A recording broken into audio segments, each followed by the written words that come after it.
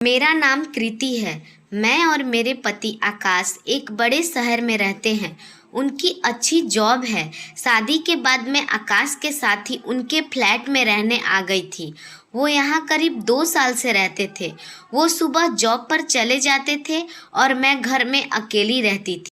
शादी के पहले से ही मुझे घर का काम करने में कोई इंटरेस्ट नहीं थी। मैंने घर का काम करने के लिए एक नौकरानी रखी। उसे मेरी अपार्टमेंट में काम करने वाली से पता चला था कि मुझे नौकरानी की आवश्यकता है। उसने अपना नाम सोनाली बताया। दिखने में सुंदर थी। वो हमारे अपार्टमेंट के पास की बस्ती में ही रहती थी। वो जब मुझसे बात करने आई तो मैंने उसे काम पर रख लिया और अगले दिन से काम पर बुला लिया। अगले दिन सुबह सुबह ही वो मेरे दरवाजे पर आ गई। आकाश के जॉब का टाइम सुबह 8 बजे का है। वो किचन में अपना काम कर रही थी। आकाश जॉब के लिए रेडी होकर हॉल में नाश्ता करने के लिए आए। आते ही उन्होंने सोनाली को देखा। सोनाली को देखते ही वो किसी सोच में पड़ गए और सोनाली ने जब उन्हें देखा तो उसके फेस भी बदल गया। सोनाली उन्हें कुछ देर ऐसे ही निहारती रही। फिर अचानक उसकी नज़र मुझ पर पड़ी। जब उसे दिखाई दिया कि मैं उसे देख रही हूँ तो वो घबरा गई और अपने काम में लग गई। आकाश के साथ भी ऐसा ही हुआ। आकाश और सोनाली जिस तरह से एक दूसरे को निहार रहे थे उससे ऐसा ही लग रहा था कि यह दोनों पहली मुलाकात नहीं है। मैंने आकाश से पूछा कि क्या सोनाली को जानते हो? वो बोले कि हाँ, देखी सी लग रही है, शायद इसी अपार्टमेंट में काम करती होगी, आते जाते देखा होगा। मैंने भी सोचा हाँ, हो सकता है। उनके जाने के बाद मैंने सोनाली से बात की, पूछा कि पहले इस अपार्टमेंट में काम करती थी? वो बोली नहीं मालकिन, मैं यहाँ तो पहली बार आई हूँ। सोनाली फिर मुझसे पूछती है, मैडम यह आपके पति हैं? मैंने बोला हाँ, क्यों, क्या हुआ? वो बोली नहीं मालकिन, कुछ नहीं, बस ऐसे ही पूछा। अगले दिन सोनाली काम पर आई। मैंने रात तक कुछ काम किया तो मेरी नींद देर से टूटी और मैं अपने बेड पे सो रही थी। आकाश उठकर रेडी हो रहे थे। थोड़ी देर बाद जब मेरी नींद टूटी तो आकाश रूम में नहीं थे। मैं बेड पर से उठकर रसोई की ओर गई और दरवाजे पर गई तो जो मैंने देखा वो मैंने सोचा नहीं था। आकाश गुस्से में थे और सोनाली उनके आगे हाथ जोड़कर खड़ी थी।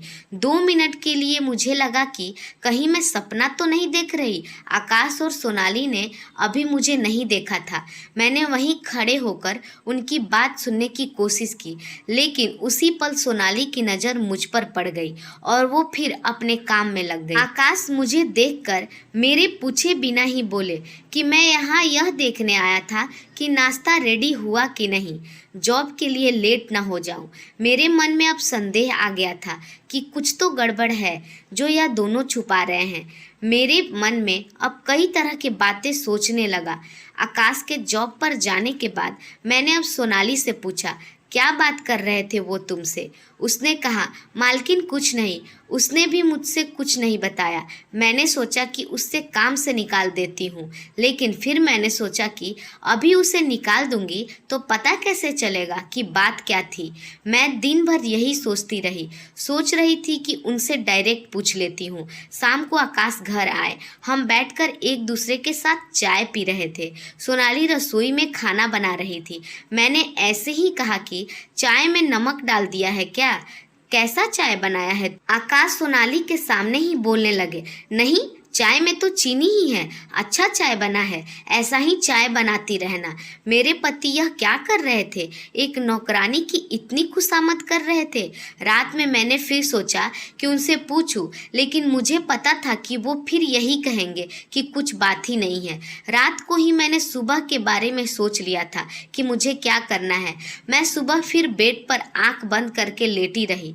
आकाश उठकर रेडी हो रहे थे। मुझे लगा था कि आज भी शायद यह रसोई में जाएंगे और वैसा ही हुआ। वो रसोई में गए। मैं छिपकर उनके पीछे गई, यह देखने कि आज आकाश क्या करने वाले हैं। आकाश ने फिर वैसा ही किया।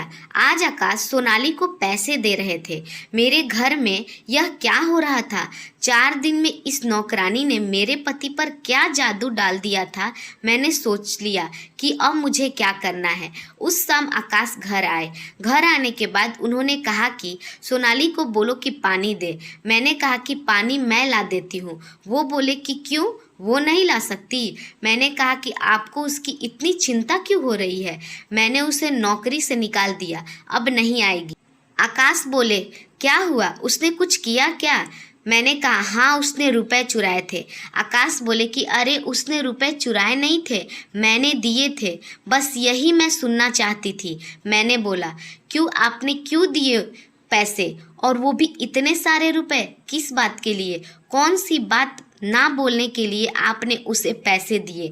आकाश बोले, तुम पागल हो गई हो? तुम पूछ रही थी कि मैं उससे जानता हूँ या नहीं, तो सुनो। सोनाली की एक बेटी है, करीब 8 वर्ष की। वो सड़क पर खेल रही थी, मेरी कार से टकराते हुए बची, लेकिन वो डर कर गिर गई। सोनाली का पति नशेड़ी है। उस दिन वो मुझसे झगड़ने लगा और सोनाली भी उसके साथ थी।